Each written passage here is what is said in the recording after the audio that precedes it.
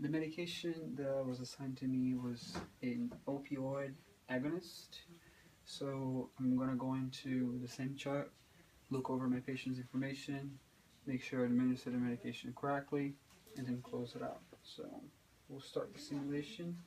It says he's a 41-year-old male Caucasian. Kale Miller was admitted Monday morning for low-grade fever and cellulitis in the forearm secondary to recent puncture wound. And it tells me to review the chart, so I'll start it.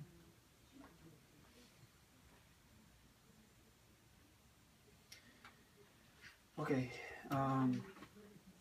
you have a level 1 student, and I have to explain what the medication is, and there are a few questions, so I'll be answering those. Why specifically is this client receiving this medication? What action does the medication have on the body?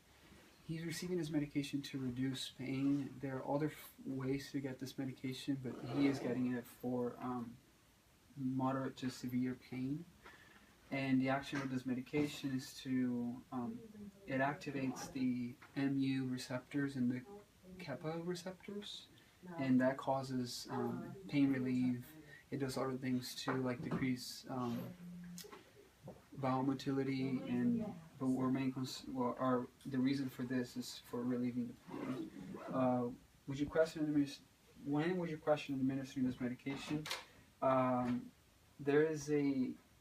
We wouldn't administer the medication if there's a kidney failure going on, and also respiratory depression. If his respirations are below 12, we should withhold the medication. If the blood pressure is too low, you should probably question it. And those are the main things. Does this medication have a therapeutic serum level? I looked in a lot of places, and most of them said 18 nanograms per ml within the 24 hours. So I'm going with that. It had other levels within 12 hours, within 8 hours, but I'm going with the 24 hours. So it's 18 nanograms per ml within the 24 hours. Which vital signs must you be monitoring, and which psychological parameters should be monitored when the medication is being administered? You're looking for vital signs such as blood pressure, respiration. You don't want those to get too low. You'll be also looking for level of consciousness. This medication may cause hallucinations, and so you want to be monitoring for that. What intervention must be taught to the client to ensure medication is administered safely in the hospital setting? We're going to be giving it orally, so we want to make sure that he takes the medication that I'll be administering. I don't want him to not take it and have higher pain. Since I'm giving a medication, it's dose sensitive. He's not going to be getting overdose unless I make a mistake, so it's not on his side. But if he was to take this medication at home, then we would be telling him to only take the prescribed dose, not to overdose, and monitor for vital signs, monitor respiration, blood pressure, and urine intake and output. Make sure that he's not getting into renal failure. What are the side effects of this medication and potential adverse reactions? The main ones, like I said, is respiratory depression, blood pressure, lowering the blood pressure. It could cause sedation if the patient overdoses. It decreases GI motility, which in certain cases it might cause constipation, and it might get worse from there. We can also give this medication to lower the GI motility, but this is not the purpose of this at this time. How will you know the medication is effective?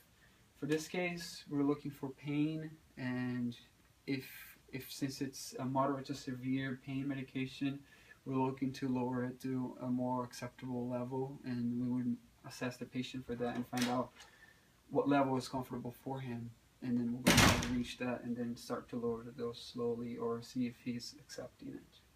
So I will continue with the phase. Okay, I think I can complete this phase.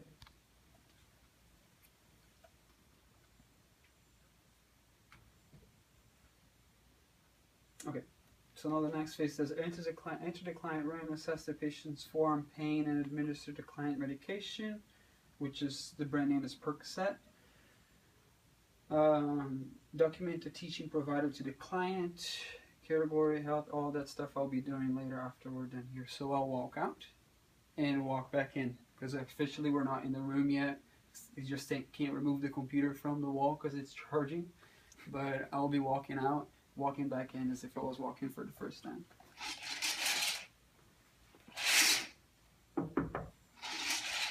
Hello, Mr. Miller. How are you doing? So I would either wash my hand here, since we have a sink. I'll wash my hand here. Make sure I put some gloves on. Got the gloves on. My name is Hina. I'm the nurse on the floor. I came here to administer the medication your doctor has prescribed. I see that you on your chart it says you have cellulitis on your arm. Is that hurting right now? And he would say if it is hurting or not. And if he says it's hurting and if it's 7 or more, we'd be administering the medication. And so he states that it's 7 or more. I'm going to check his bracelet. Make sure he doesn't have it, but I do have it here. Okay, so he does have his bracelet on. Cale Miller. Can you tell me your first and your last name? And then he says it. And your date of birth, which doesn't state here, but we're guessing like in the 70s, the 41-year-old male. And so I would check on the Mars, make sure that it's compatible, all the information we have. I don't see an allergy band.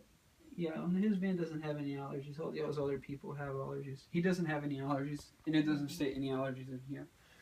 So I'm gonna make sure that the medication is here. Let me go on to this phase. And what is your pain right now? And he states that it's 7, I'll continue to administer the medication.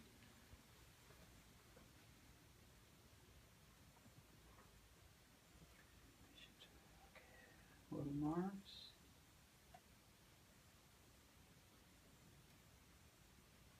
Okay, and it states here acetaminophen, oxycodone, and it's 5 milligrams to 325 milligrams tablet, which is what we should have here. So I am going to make sure we have it here. Morphine,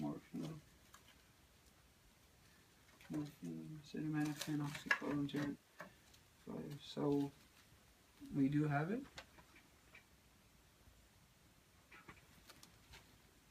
Acetaminophen, oxycodone, 5, 325%. It looks like candy. So I will go into administering the medication.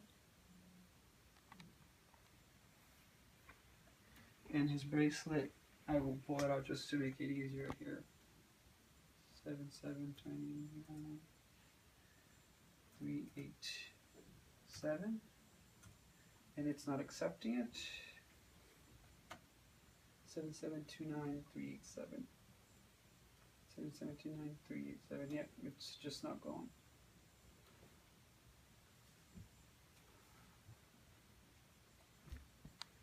It seems to be right. 7729387. Oh, it doesn't. It's not going in. Let me see if the medication number will.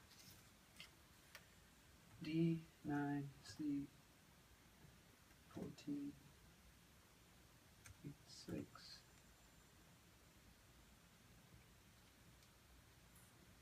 23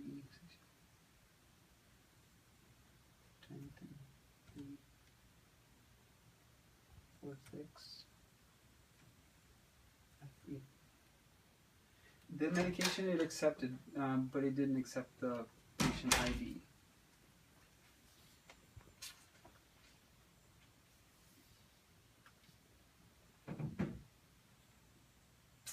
Let me type it again. I'll try one more time before.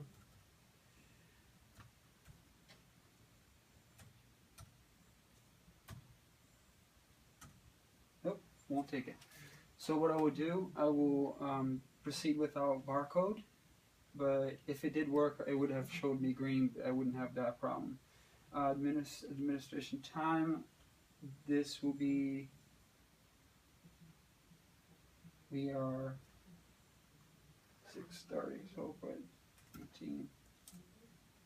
18:35, okay. I will put my initials. And then if he does take it, I will just save it and then continue. So I'll grab, if I had a little cup, I would put it in a little cup. I would make sure that he can swallow it, just to make sure he doesn't choke. And he's talking and he's alert and oriented. He responds to most questions, so very likely he's okay to swallow it, and he's on a regular diet too, so it shows that he's okay. So I'll give him the little cup. I'll give him a cup of water, sit him up, have him eat the medication, swallow the medication. I'll make sure he did swallow. And again, like I said, the only way he could do it is not take the medication, so I'll make sure he's taking the medication. I will put this here as if I had given it to him. Okay. And I will save it. It was administered. The time is not compatible. Let's see. Okay, let's save. Let's say the 6:30. So I'll plan. There's some issues here. And so the medication was administered correctly. He didn't have any trouble swallowing. I will be coming back and checking his pain if it has gone any better. It's a PRN medication every 4 hours, so I can't give it to him again in another 4 hours. If the level is slower and he doesn't want it, I could give it later, but I cannot give it earlier. Let me move on with the simulation. Continue to phase 2.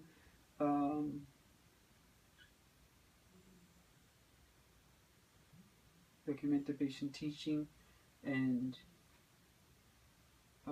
provide for teaching provided to the client. So I'll go back and I'll tell that I gave the teaching, which would be if you feel lightheaded, if you feel like you're getting short of breath or you can't breathe or your respiration is going low.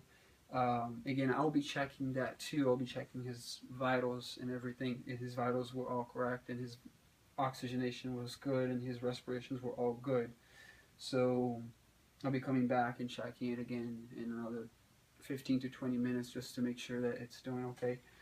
And if he was to administer it at home, I would do the same teaching, but with the home medication. So I'll proceed, and I'll be saving the teaching later so you don't have to see me typing out a lot.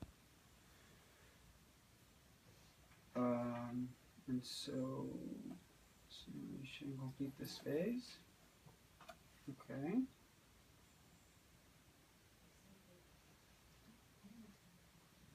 If there are any same piece of information, administration of medication, or the okay, so it's asking if I had to review his vitals, make sure that his blood pressure was within normal levels, respiration was above 16. I had to make sure that his pain was at a level that I could give the medication.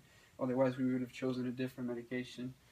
And his vitals were all good, so we could continue on to give the medication. Did this information affect the decision of administration of medication? No, it did not affect. His vitals were all good, so we continued to administer the medication. Did this information affect how you administer your medication? No.